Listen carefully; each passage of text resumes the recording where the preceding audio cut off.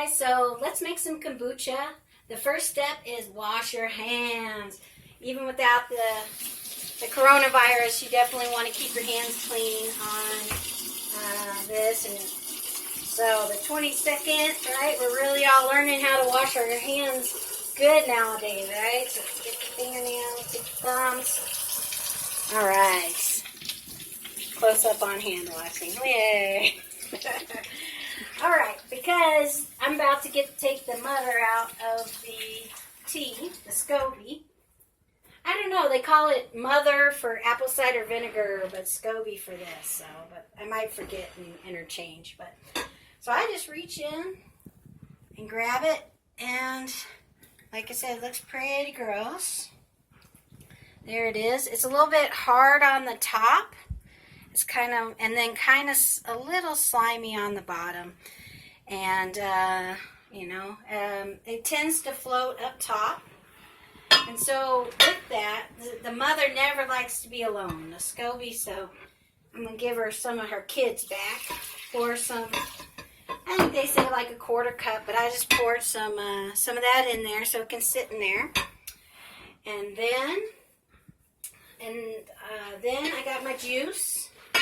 This is the apple fennel. I squeezed half a lemon, a big old chunk of ginger. I'm just going to pour it in here. And to make it a little easier to pour. And now I have my jar. And I'll use the clear jar so it'll be a little bit easier to see. So I eyeball it. And I do about maybe a quarter of the way full. So maybe an inch or so on the bottom. So I'm just going to pour this in here.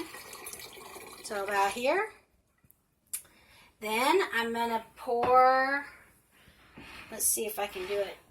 I like the Pyrex because it makes it a bit easier to pour. So I'm going to go ahead and pour this tea has been sitting in a cabinet with the SCOBY for about a week, about 7 days.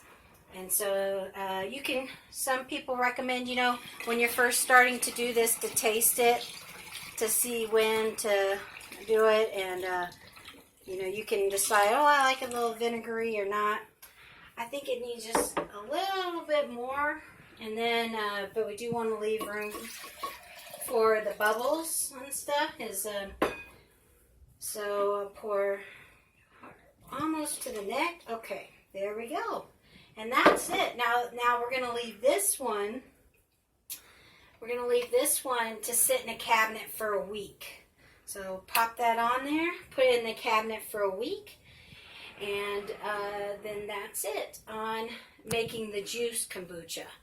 Now I've prepared the next sweet tea. So the kombucha, the mother only likes black tea and green tea, just like a typical mother. Doesn't want anything fancy.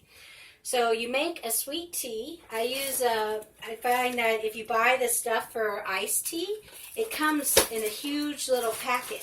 That's good for a gallon. So I boil just half a gallon of water, and that way the mother also doesn't like it hot, probably unlike your real mother. She does not want to sit in a hot sauna, hot tub. So I usually just do half a gallon of boiling with the tea bag and then a cup of sugar.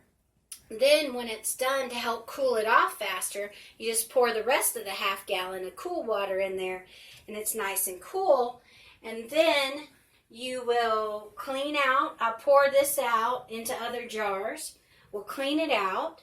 I'll pour this sweet tea concoction back in here, put the mother in, and let it sit. And we'll put a towel over top with the rubber band. That way it can breathe.